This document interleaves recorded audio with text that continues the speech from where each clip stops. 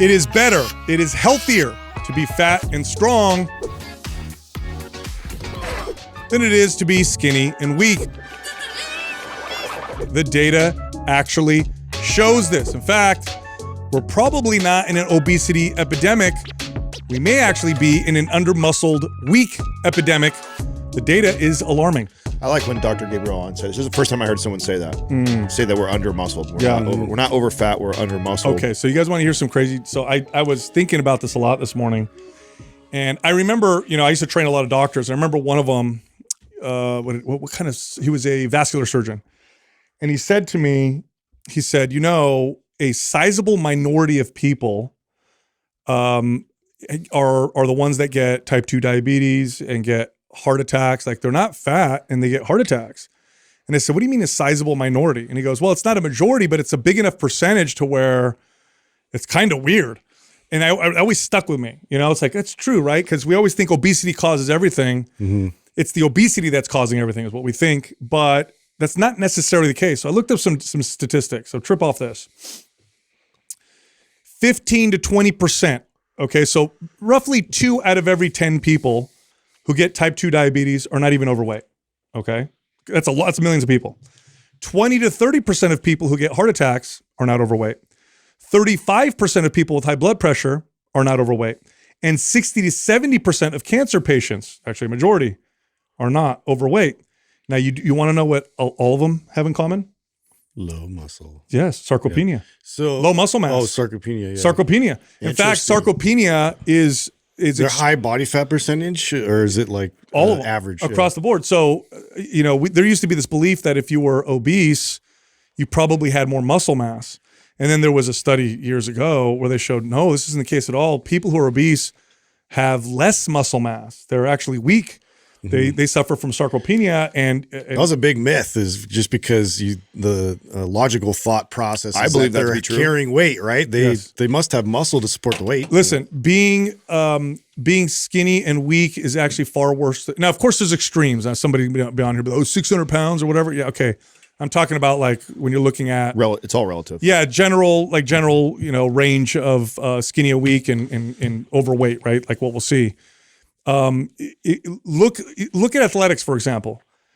How many sports do you ever see a skinny, weak person perform? Never. But you see a lot of sports where people are a little heavy and they do pretty damn good. Physical sports, Justin. I know. It's mentally physical. Yeah. They burn a lot of calories doing that, actually, right? But they do. But think about that, right? Like there's been baseball players, football players, MMA fighters. There's been, people in all kinds of sports, track and field even, where the body fat percentage is a little high. And yet they perform really well. You never see the opposite. Yeah. So strength muscle gives you mobility. It gives you insulin sensitivity.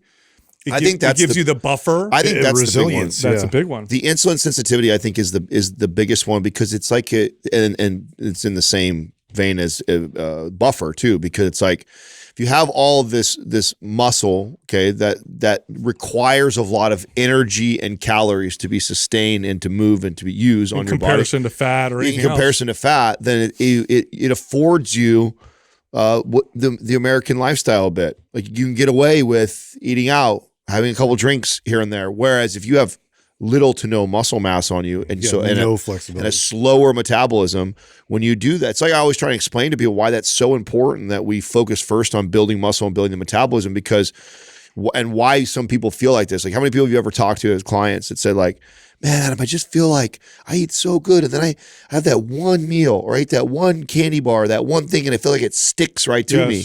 You've heard that so many times. And the young trainer in you goes like, well, that's not possible. It's not like you ate 250 calorie or 500 calorie candy or whatever and it stuck to your body.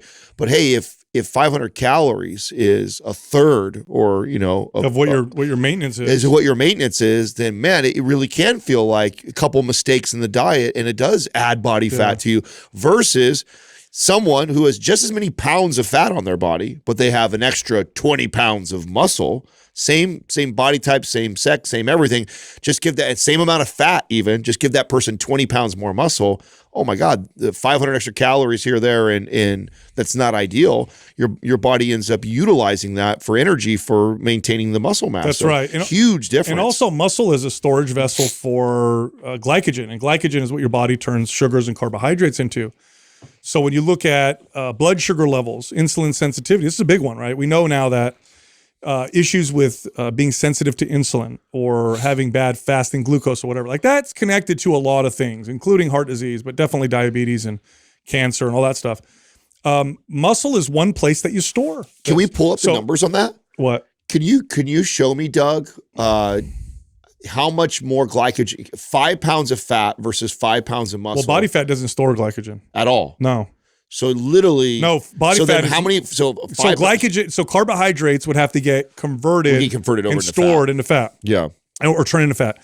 When you have muscle mass, so your liver and your muscle mass. So let's look at that. How much does 5 pounds of muscle glycogen is stored in 5 pounds? How many grams of carbohydrates would 5 pounds of muscle store? In calories? Measuring in calories probably the easiest way to do it. I want to put this into perspective for people because that's such a big deal. It's like just by you having an extra. I used to give this old generic, and I know it's a generic number, but I used to tell someone, "Oh, we add basically 3 to 5 pounds of muscle to your body. We don't change anything else. We just add 3 to 5 pounds." And it's like you could have a Big Mac a day now, every single day, and your body is not going to store that as body fat. Yeah. That's a big fucking deal. It is. Again, that's an estimation, and it's like obviously there's massive variance and all kinds of other variables, but to get the point across of how important it is that we build a little bit of muscle and how valuable that can be to you to maintaining a healthy, fit life. It's also, look, it's a storage vessel for glycogen, like I said. So your liver and your muscles are the largest places where you'll store glycogen, primarily. That's where you store it. If you build muscle, you've increased your storage capacity, which means now when you eat carbohydrates or sugars, your body has some place to put it. There, yeah. And muscle's very insulin sensitive. It's actually, in fact, one of the fastest ways to increase or improve insulin sensitivity is to simply build muscle. There's studies on severely obese individuals, people who are very overweight, and they have them lose no weight. They have them build a little bit of muscle, and we have these dramatic improvements in their fasting glucose and in their insulin sensitivity. But there's more than that, right? There's also functionality and mobility. Like move around the world and live your life being skinny and weak versus being overweight but strong. Yeah. You are less capable, less functional. There's less you can do in the world. There's less things you can move and carry, and it makes the quality of life. You can't dismiss how much carryover that has too. That's to your quality of life. That's immeasurable too. Absolutely. It's just hard to like quantify.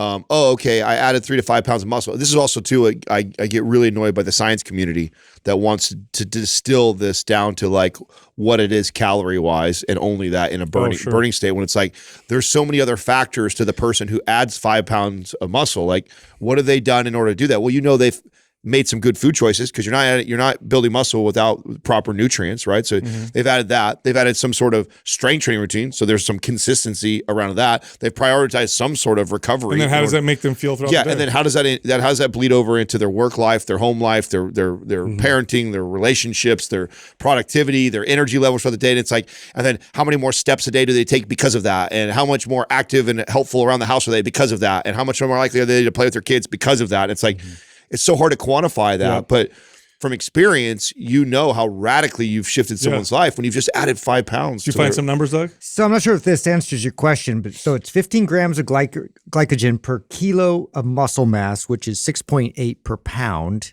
And if it's 4 calories, I believe so that's 27 calories per pound of basically per muscle. pound. Yeah. But 27 calories, how many grams? Well, that's 6.8 grams. Yeah, so 6.8 grams of carbohydrates that you store in a pound of muscle. Storing. Yeah. That's not to mention how much it burns and all that stuff. Like I said, now the liver stores most of your glycogen, but muscle mass does it as well. This is why, like I said, again, if you look at the studies, you want to improve your blood sugar, build some muscle. That's the fastest. I have a family member, in fact, I'm working with right now, and she can't figure out why her fasting glucose is, she's not overweight, right? She's like, I don't eat a lot. I don't know what's going on. I'm on the treadmill, this and that. And I'm like, please lift weights. Finally, Finally, she started lifting weights once a week. Guess what do you think? What do you think happened? No. She texts me back. She's like, she's Right like, away. I know you told me, but I didn't realize what happened this fast. But that's what muscle does. And by the way, the data on people who are underweight, look at the mortality on people who are underweight. It's worse than the data on people who are overweight. Do you know that? Yeah. People who are underweight have terrible mortality. Now, I'm not trying to advocate for people to go on this obesity journey. Obese bulk. Yeah. But we need to shift our mindset a little bit. And the medical community, there's a shift that's about to happen in the medical community, because obesity, we used to look at obesity as the cause, but obesity may be the smoke. The fire may actually be the fact that these people are under muscled and metabolically as a result unhealthy. And being obese is a side effect of that, which then causes more negative effects itself. But again, there's a sizable minority, 20, 30% of people never get obese, but they suffer from these chronic diseases, and it's because they're under muscled. So were you having this conversation with Dr. Seeds? Is that what sparked some of this? Oh no! So with Dr. Seeds, I am going to be talking a little bit about. You're right, actually. I am going to be talking to a group of doctors, a large room of doctors, about strength training and why that should be the first line of defense in terms of exercise. Like when you recommend activity to your patients, you need to advocate for strength training, and here's why. Yeah, we need more doctors on board with this. Is the point to that? It's just like because I mean, we could say it to death. We can, all the other influencers can say it to death. A lot of people are still like live and die by what their doctor tells them, and so it's like, you know, if we can get the medical community to really embrace that fact that, and there's so many studies coming out to really like back you up on all that. It does feel like we're moving in that direction, but then I wonder sometimes too, is that because it's in our little bubble. It's so hard sometimes to judge like what the general population is feeling or what the information they're getting, because it's like, yeah, in our circle we have lots of doctor friends, you know, Gabriel Lyon, Dr. Seeds, you know, like all these great doctors that are good friends of ours that are promoting this message. But I mean, that's our little circle of friends. It'll be interesting when we speak at his event, because his event is about, you know, wellness and health. To all medical professionals. It's 500. Right? It'll be 500 doctors and medical professionals. It'll be interesting to see their response to what I'm saying, and when I present them, if they're surprised by it, or if they're like, you know what, actually, I've been seeing studies on this. Do you predict being challenged by them at all?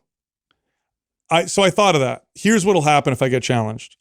I don't think I'll get challenged by the typical doctor. I think I'll get challenged by the triathlete doctor or the distance runner focused doctors. Yeah, there'll be a doctor in the audience who's a marathon runner or a triathlete who's cardio junkie. Yes, who wanted to make that case, and they're going to try and say no, or you know, whatever. And you know, the most staunch. Yeah, and all forms of activity, if done appropriately, are amazing. Don't like quit just because I'm saying this and then do nothing.